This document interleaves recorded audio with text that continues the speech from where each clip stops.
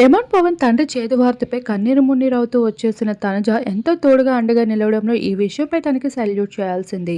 ఇకపోతే ఇప్పటికే demon Pavan Bigg Boss house లోపలికి ఒక నార్మల్ పర్సన్గా అడుగుపెట్టినప్పటికీ కూడా బిగ్ బాస్ రియాలిటీ షోలో సెలబ్రిటీస్కి పోటీగా నిలుస్తూ వచ్చేసారు. విన్నర్ కళ్యాణ్తో పాటుగా సమానంగా డెమాన్ పవన్ కూడా అంతే సెలబ్రిటీస్తో దగ్గర అవడంలో నో డౌట్. అటువంటి డెమాన్ పవన్ ప్రైజ్ మనీలో సగం అమౌంట్ని పిక్ చేసుకుంటూ బయటకు వెళ్ళిపోయాడు. తన తండ్రి హెల్త్ కండిషన్ బాలేదని, తన తండ్రికి ట్రీట్మెంట్కి ఈ డబ్బు అవసరము అంటూ బయటకు వచ్చాక అలానే తన తండ్రి ట్రీట్మెంట్ కోసం ఎంతో కష్టపడుతూ వచ్చాడు. అలానే కొన్ని ఈవెంట్స్ అండ్ ప్రోగ్రామ్స్లో పాల్గొంటూ తన తండ్రిని కూడా స్టేజ్ పైకి ఎక్కించి సెలబ్రిటీస్ అందరినీ చూపిస్తూ చాలా ఎమోషనల్ అయ్యారు. చిన్న వయసులో అందరూ తల్లికి చేరువవుతారు, నేను మాత్రం తండ్రికి చేరువయ్యాను. ఇక ఒక సమయంలో నాకు ఏం కావాలన్నా నా తల్లి దగ్గర మారం చేస్తూ ఉండేదాన్ని, కానీ మా నాన్న మాత్రం మా అమ్మకు తెలియకుండా అన్నీ నాకు ఇచ్చేవారు.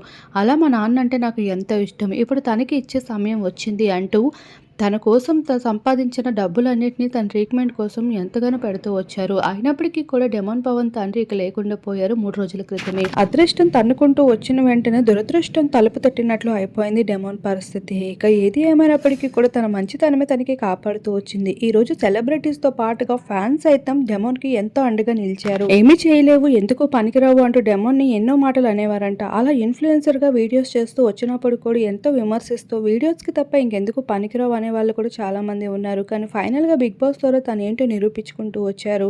స్నేహితులే శత్రువులుగా మారినప్పటికీ కూడా తన ఫ్యాన్స్ తన కోసం నిలబడ్డారు అంట. ఇలా ఎంతగానో ఎమోషనల్ విషయాలు డెమాన్ షేర్ చేస్తారు. అభిమానులు సైతం పర్సనల్ గా డెమాన్ కి ఎంతో కనెక్ట్ అవుతూ వచ్చేసారు. అలా తేజస్విని సైతం డెమాన్ కి ఎంతగానో కనెక్ట్ అయిందని చెప్పుకోవచ్చు.